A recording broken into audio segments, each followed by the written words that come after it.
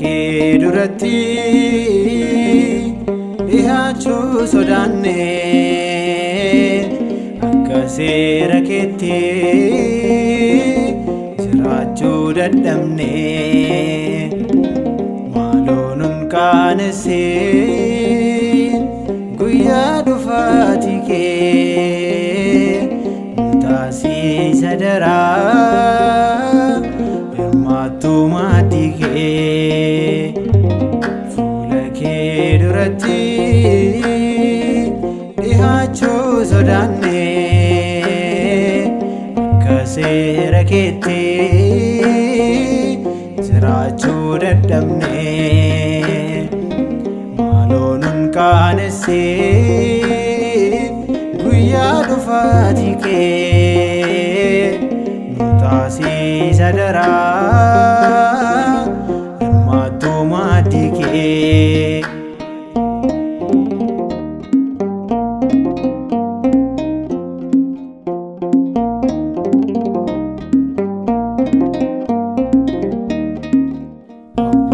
Fedha fooniin mancaanee dhumneerra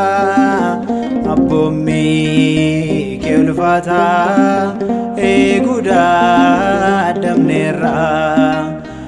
irree kamsa kee gaafa fudhattu araaraa siin jedhee dhaloonni fuula kee duratti dhiyaachuu sodaanne akka seera keetti jiraachuu dadhabne maaloo nun qaanessin guyyaa dhufaatii kee nu taasisa daraa hirmaattuu maatii kee.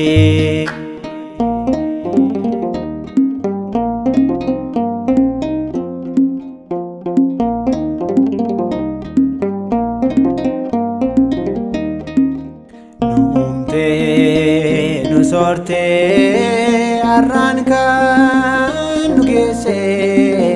cubbuu keenya baay'ee obsaan nuu dandeesse arjummaa kee gooftaa ofirratti daganne dheekkamsa baraatiin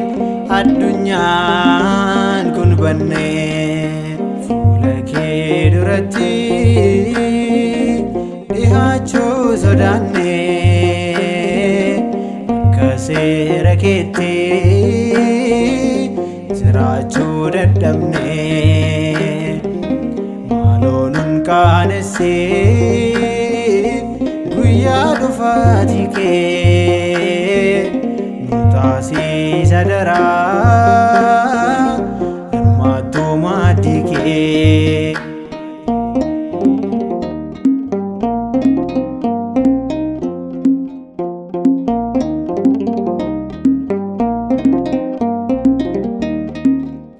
Teessumni jaalalaa gadi garagalee teessoon jibbaaf sobaa ol galaa geggalee addunyaan kun hundoo jibbaaf bitamneerra jaalalaan nuuf laaddoo araarsiin jenneerra fuula kee duratti dhiyaachuu sodaanne akka seera keetti jiraachuu jiraachuu dadhabne maaloo nun qaanessin guyyaa dhufaatii kee nu taasisa daraa hirmaattuu maaddii kee.